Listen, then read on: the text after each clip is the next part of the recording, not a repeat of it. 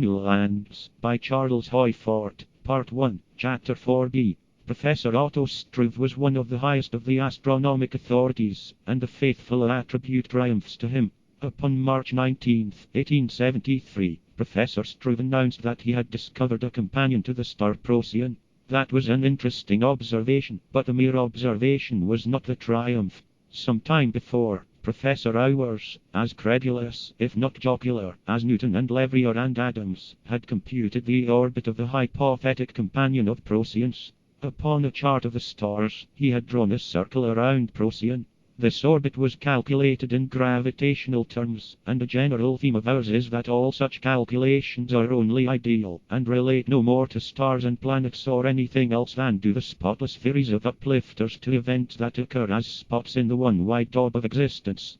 Specifically, we wish to discredit this triumph of Struve's and Auwers, but in general we continue our expression that all uses of the calculus of celestial mechanics are false applications, and that this subject is for aesthetic enjoyment only, and has no place in the science of astronomy, if anybody can think that there is such a science. So, after great labor, or after considerable enjoyment, Auwers drew a circle around Procyon, and announced that that was the orbit of a companion star.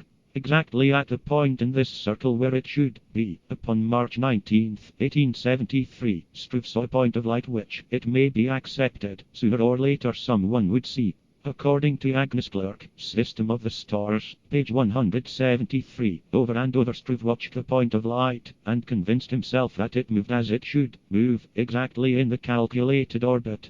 In Reminiscences of an Astronomer, page 138, Professor Newcomb tells the story. According to him, an American astronomer then did more than confirm Struve's observations. He not only saw but exactly measured the supposed companion. A defect was found between the lenses of Struve's telescope. It was found that this telescope showed a similar companion about 10 inches from every large star.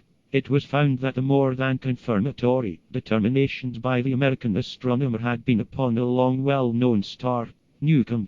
Every astronomic triumph is a bright light accompanied by an imbecility, which may for a while make it variable with diminishments and then go unnoticed. Priestcrafts are not merely tyrannies, they are necessities. There must be more reassuring ways of telling this story. The good priest John Allard Gore, Studies in Astronomy, page 104, tells it safely, not a thing except that, in the year 1873, a companion of Procyon's was, by Struve, strongly suspected. Positive assurances of the sciences, they are islands of seeming stability in a cosmic jelly. We shall eclipse a story of Algol with some modern disclosures. In all minds not convinced that earnest and devoted falsifiers are holding back development, the story, if remembered at all, will soon renew its fictitious luster. We are centers of tremors in a quaking black jelly. A bright and shining delusion looks like beacon security.